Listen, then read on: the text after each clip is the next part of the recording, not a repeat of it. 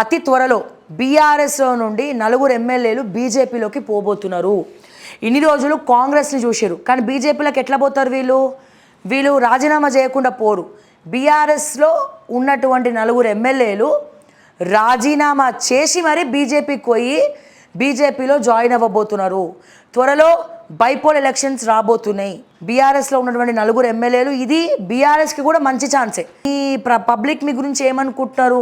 మీ నుండి రాజీనామా చేసిన ఎమ్మెల్యేలు మళ్ళీ బీజేపీలోకి పోయి జాయిన్ అయ్యి అక్కడ నుంచి పోటీ చేసి బై ఎలక్షన్స్ వస్తే కనుక ఈ 4 ఎమ్మెల్యేలో బీఆర్ఎస్ వాళ్ళు కొత్త వాళ్ళకి టికెట్లు ఇచ్చి మరి పబ్లిక్ మరి మీకు ఓట్లు వేస్తారా, మీరేందనేది కూడా మీకు అర్థమవుతుంది. అంటే వీళ్ళలాగా కాంగ్రెస్లోకి పోయినటువంటి అవినీతి పరులు ఎవడైతే ఉన్నాడో సోకాల్డ్ వాళ్ళు ఇంకా బీఆర్ఎస్ అన్నట్టే. మొన్న గాదయ్య గారు ఇంటర్వ్యూలో గదే చెప్పిండు, నువ్వేందమ్మా నువ్వు బీఆర్ఎస్ వాళ్ళు అంటున్నావు, కాంగ్రెస్ వాళ్ళు అంటున్నావు, వాళ్ళు ఎవరికైనా చెప్పిర్రా, అఫీషియల్ ప్రెస్ మీట్ పెట్టినరా, ఉట్టి కండవాళ్ళు కప్పుకురు కానీ రాజీనామా చేయలే కదా పార్టీకి. వీళ్ళు రాజీనామా చేసి బీజేపీలోకి పోతుర్రట. కొన్ని రోజుల్లో ఇది జరగబోతోంది.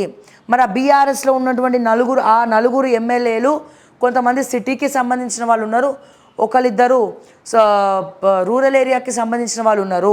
సో అతి త్వరలో తెలంగాణలో బైపోల్ ఎలక్షన్స్ రాబోతున్నాయి. ఈ 4 ఏరియాల్లో రాజీనామాలు చేసిన ప్లేస్లో మళ్ళీ రీఎలక్షన్ జరగబోతుంది. మరి చూద్దాం ఏం జరగబోతుందో. నిజంగానే మరి వీళ్ళు చెప్పినట్టుగానే రాజీనామా చేస్తారా, లేకపోతే రాజీనామా చేయకుండానే మరి బీజేపీలోకి పోతారా? ఒకవేళ రాజీనామా చేసి పోతే ఎలక్షన్ వస్తే ఆ మూమెంట్లో బీజేపీ ఇక్కడ ప్రభుత్వం ఎట్లాగో ప్రజలందరూ కూడా తిట్టుకుంటున్నారు కాబట్టి ఈడ రద్దు చేసే పరిస్థితి తీసుకొచ్చి ఎమ్మెల్యేలను బీజేపీ తీసుకొని గవర్నమెంట్ ఫామ్ చేస్తుందా, ఏం చేస్తుంది అనేది కూడా మనం వేచి చూడాలి. కానీ 4 ఎమ్మెల్యేలు మాత్రం అతి త్వరలో రాజీనామా చేయబోతున్నారని చెప్పి మాకు వచ్చినటువంటి పర్ఫెక్ట్ రిపోర్ట్ మా సోర్సెస్ ద్వారా. రాజీనామా చేసి మళ్ళీ బైపోల్ ఎలక్షన్స్కి పోతారు. ఇంకా ఆశ్చర్యం ఏంటంటే నాకు తెలిసినంత వరకు హరీష్ రావు గారు కూడా వెళ్ళవచ్చు, కానీ ఇప్పుడు కాదు. బీఆర్ఎస్ స్ట్రెంగ్త్ మీద ఆధారపడి ఉంటుంది, వాళ్ళకు ఉన్నటువంటి వేవ్ లెంత్ మీద ఆధారపడి ఉంటుంది. మరి ఇక్కడైతే మంతనాలు అయితే సునీల్ బన్సల్ ద్వారా జరుగుతూ ఉన్నాయి. మరి ఏం జరగబోతోంది తెలంగాణలో? ఈయన ఇంకా సెటిల్మెంట్లు చేసుకుంటూనే కూర్చోమనండి రేవంత్ రెడ్డి గారిని. మొత్తం నార్త్ ఒకడు, ఈస్ట్ ఒకడు, సౌత్ ఒకడు, వెస్ట్ ఒకడు సెటిల్మెంట్లు చేసుకుంటూ కూర్చోమనండి. రాష్ట్రం ఏమో గాలికి వదిలేసి ఢిల్లీలకు మాటికి పోవాలి. ఏమనంటే నిధులు తెస్తాం అంటారు, పోర్ట్ఫోలియోలు చేయరు.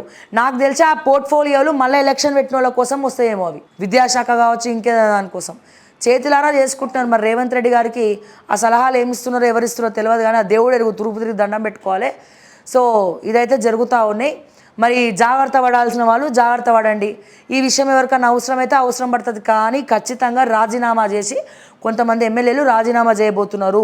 చేసి మరి బీజేపీలో జాయిన్ అవ్వబోతున్నారు. జాయిన్ అయ్యి మళ్ళీ రీఎలక్షన్ పెట్టబోతున్నారు, మళ్ళీ కంటెస్ట్ చేయబోతున్నారు. ఇది మాత్రం గుర్తుపెట్టుకోండి.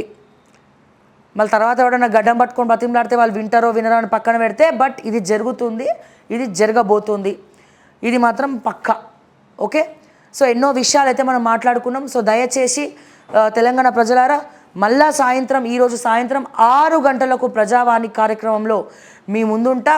సో రకరకాల సమస్యలు, ప్రజా సమస్యలు అయితేనేమి, సంక్షేమ పథకాలు అయితేనేమి, రాజకీయాలు అయితేనేమి, లేకపోతే తెలంగాణ జరుగుతున్నటువంటి ప్రస్తుత పరిస్థితుల మీద అయితేనేమి, రుణమాఫీ మీద అయితేనేమి, రైతు బంధు మీద అయితేనేమి, సో నాతో మాట్లాడండి, కాల్ చేయండి నా నెంబర్కి, ఆఫీస్ స్క్రీన్ పైన ఉన్న నెంబర్కి. ప్రజావాణిలో సరిగ్గా సాయంత్రం 6 గంటలకు కలుసుకుందాం.